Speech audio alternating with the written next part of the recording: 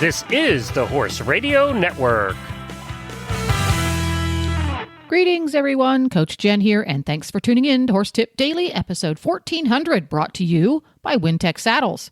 Today's tip is an excerpt from the Horses in the Morning podcast, where show co-hosts Glenn and Jamie are joined by Farrier Daisy Bicking, and they're going to have a little chat about club foot. What is it? Why does it happen? Should we be concerned? And we'll get right to our tip after we hear from our sponsor, Wintec Saddles. Wintec has been combining world-leading innovations and high-tech materials into lightweight, weatherproof, easy-care saddles for over 20 years. So it's easy to see why Wintec is the world's #1 synthetic saddle brand. The comprehensive Wintec range offers not only cutting-edge designs, but new standards in fit, comfort, and performance. Benefits for both you and your horse. For example, wide fit is no worry now, with the Wintec 2000 All-Purpose and Wintec Pro models now available in wide fit. And what about our much-loved off-the-track thoroughbreds and their famously tough-to-fit high withers? Wintec has them covered too, with the Wintec 2000 High Wither model. I might mention right here that I've ridden in the Wintec 2000 All-Purpose saddle for years. The seat is just deep enough for a comfortable, secure fit, and the grippy seat means full seat breeches are an option, not a necessity. Plus, it's well balanced, so legs and seats stay where they should. Check out the entire Wintec line of saddles at wintec-saddles.com or visit your local retailer and sit in one today.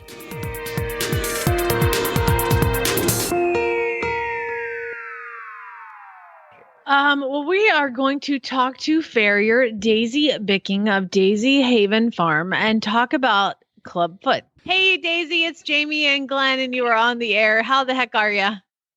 I'm fantastic. It's so great to talk to you all. Wonderful. How about you guys? We're great. Wonderful to talk to you too. And we're talking about something that I'm actually dealing with right now, which is the horse with the club foot. Now, I adopted one horse and didn't really know what a clubfoot was years ago. And I got him all the way up through training level eventing, and he went on to be a hunter after that. And he had a clubfoot. And then I bought a horse on the racetrack, which you couldn't see his feet because they were in the dirt, and could bring him home. And I'm like, oh, that's a clubfoot. And he went on to be a show jumper. But now I have one that has a clubfoot, and he's a little special. So talk to everybody about what the clubfoot is in a horse. Sure. Well, there are so many different ideas about what causes clubfoot and what a clubfoot technically is. You can talk about differences in angle between 2 feet. You can talk about specific pathologies or problems that are associated with a foot. But to me, it's about how the foot distorts, if that makes sense, how the foot appears, its actual appearance. And some horses are born with a different shaped bone, and some club feet we think are acquired. So they can look a little different, but a club foot is basically quite upright in its appearance. Might be boxy, might have like straight sides. It often has a very flat sole and a big dish maybe on the front of the foot. Sometimes they also have toe cracks. That's very common with club feet, which can be frustrating. Mm-hmm. Now, I guess I would ask, what causes a clubfoot? Well, so there you go, right? Like that's the $1 million question, isn't it? I think that some horses are really born with different shaped bones. I personally had a horse where we had radiographs from when he was very tiny, and he actually had one bigger bone and one smaller bone. And the bigger bone ended up being his flatter foot, and the smaller bone ended up being his upright foot.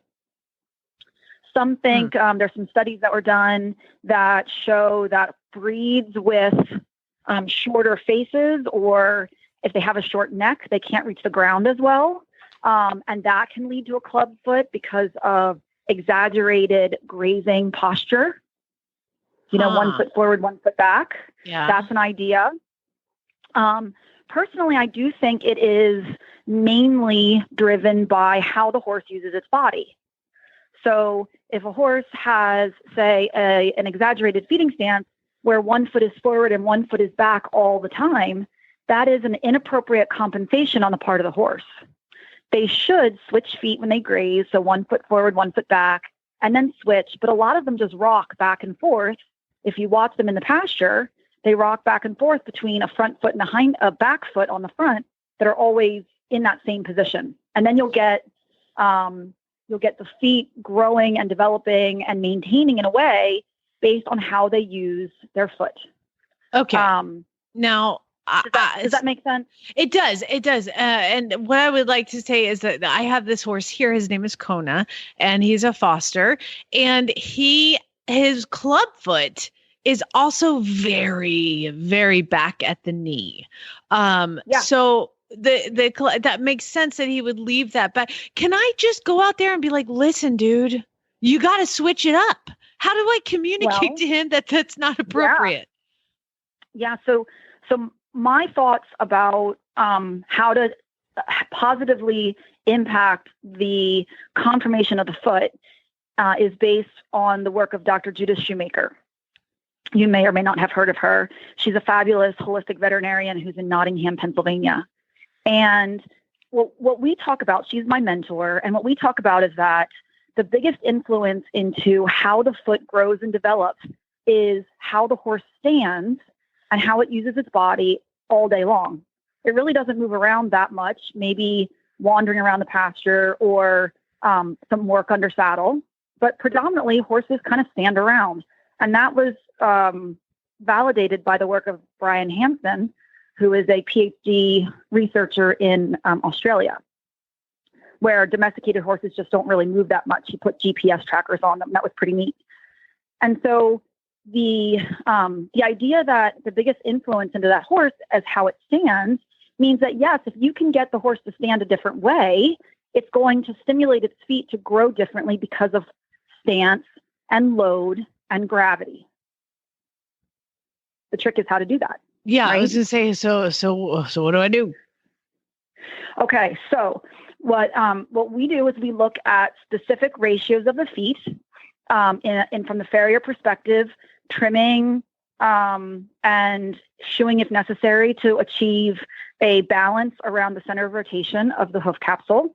And then we also look at the balance of the dentistry, since teeth influence so much of how the horse perceives balance, with its TMJ and its atlas occiput being highly innervated for balance. So we look at dentistry in a critical way. And then also using good body rehabilitation techniques. Dr. Shoemaker has a specific protocol she personally uses called postural rehabilitation, and she has a number of practitioners that she's trained around the world. But just even some basic, good, solid chiropractic, body work, getting your horse, like feeding your horse up off the ground. If they have a propensity to stand a certain way and you see them standing like that, ask them to stand differently. Ideally, you want that horse to stand square when they're at rest, with cannon bones perpendicular to the ground. So you can ask the horse to stand that way. If you feed them up off the ground, it's a little bit less time that they're standing in that habituated pattern, because it's all about how the circulation in the foot happens. Interesting. Okay, so I could lift his hay, put it in a hay bag. He already eats his grain off the ground. So now, to go back a little bit, I used to be a veterinary technician for a lameness specialist when I lived in Georgia. Yeah. And one of the things that we did when the horses were young that looked like they were going to have club feet, or already did. Yeah. I remember we would do a check. We would cut one ligament. Of the Yep. So talk about that. Check ligament desmotomy. Yep. So you can. I mean, in really severe cases, you can absolutely cut the check ligament, which controls the tension on the deep digital flexor tendon and the position of the coffin bone in the hoof capsule. You can also, in extreme cases, I've been involved with some horses where they actually did cut the deep digital flexor tendon. But of course, then you're concerned about performance issues. So the rehab of those interventions is just as important as the decision to do them. But they can be very successful. The other thing that you can do when they're little, when the foals are little, I know some of the veterinarians I work with will give like medications like tetracycline to the really young foals if they're really looking club-footed, because it will help relax some of those tendons. Mm-hmm. And then as a farrier, a lot of times with the little baby ones, when they're just developing, we can put a little bit of a toe extension on them. And that will also help get the tendons to lengthen and get the foot to develop in a different position. But you have to be really careful because their feet change so quickly and so rapidly developing through those first couple of months. You're really changing what you're doing with the feet every like 10 days to 2 weeks at the most. Mm-hmm. Mm-hmm. So any way that we look at it, it's going to cost us some money. Which again, like you said, the performance is having a club foot. Actually, before I ask you that, is it something that has to be taken care of when they're young, or can it be fixed and addressed when they're older? I think it just depends on whether you have an associated lameness issue. So if you have the ability to intervene when they're younger, sure, it would be ideal not to get into a situation where you have extreme club feet. But if it's a mild situation, you might give it time and monitor, with appropriate supervision from your vet and your farrier. On the other hand, if you have an older horse who is having lameness issues because of their club foot, then you need a team between your vet and your farrier to help you decide how much intervention needs to be done. Mm-hmm. Like if you have a horse with a mild club foot and they're sound and they're working symmetrically, because sometimes it can also be a mechanical lameness where they're just striding shorter on the club foot than they are on their flatter foot.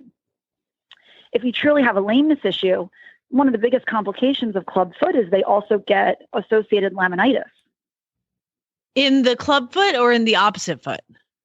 In the club foot, because they have tension, too much tension or contracture from the deep digital flexor apparatus, because we know tendons don't really contract. The muscle is what is doing the contracture, or they have a compensatory issue in their shoulders and they're really, cringing, or we call it flexor withdrawal. If you ever, touch a hot stove and you pull your hand back and you say, ouch, and you hold your hand close to your body, that's flexor withdrawal. So when they have that tension, sometimes there's associated discomfort on the actual tendon surface, the attachment to the bone, or the dorsal laminae, because there's excessive pulling happening or shortening happening in that limb. And so what you end up getting is a pain cycle where the laminae are being damaged, the bone pointing down too much is being modeled in a way where the circulation at the toe is being compressed because of excess load, because of the position of the bone and the way the horse uses the foot. And so you can get caught into a bit of a cycle of the horse damaging its own foot. And then if they have pain, then they start withdrawing even more, and it's a slippery slope. So it just depends if you have a managed club foot, which is a foot that has characteristics of a club foot but isn't causing any current lameness issues or unevenness in performance that would require intervention. I say leave it alone. Okay. If on the other hand, if you have radiographs and the foot is showing signs of inflammation chronically and breaking down, well, then you need to intervene. So with a horse like the one that I have right now, I mean, obviously he has some other issues as well. Being back at the knee is one of them. But yeah. If I went to look at a horse to buy and I saw that it had a club foot, and it was like the last one that I had was a successful, racehorse, 8 years old, that had been running on a club foot and was sound. Does that scare you off from purchasing, or is that something you just realize you may have to manage later in the future? What do you do? So the first thing I would do if I had a horse that had significant high-low problems or had club feet, or a club foot, I would absolutely recommend that would be a horse that you would not purchase without having radiographs and a pre-purchase exam done on the feet. Because a lot of the thoroughbreds, especially, that this problem is pretty rampant in them, they are very stoic and they're very they just manage themselves. And keep in mind, when they're racing, their adrenaline is on high. Mm. And horses are pre-wired for fight or flight, right? So if their foot hurts, they're just going to blow through it when they're racing down the track.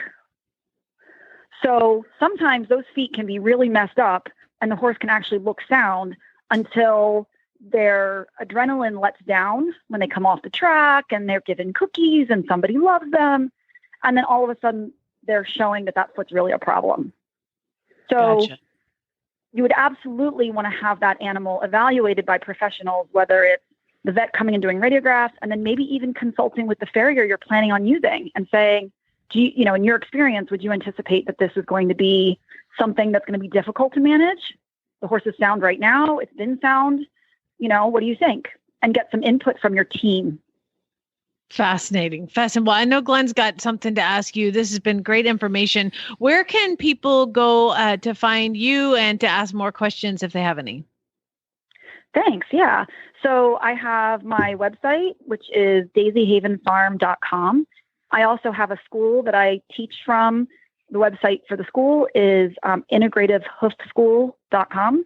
I'm on Facebook and other social media as well. And, you know, I'm always happy to talk foot with people. I love it.